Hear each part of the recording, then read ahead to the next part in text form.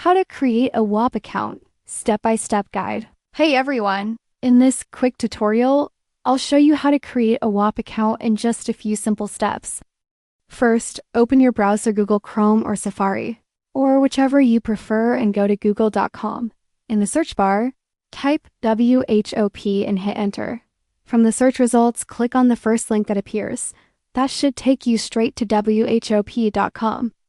Once you're on the home page, look towards the top right corner and click on the blue Sign Up button.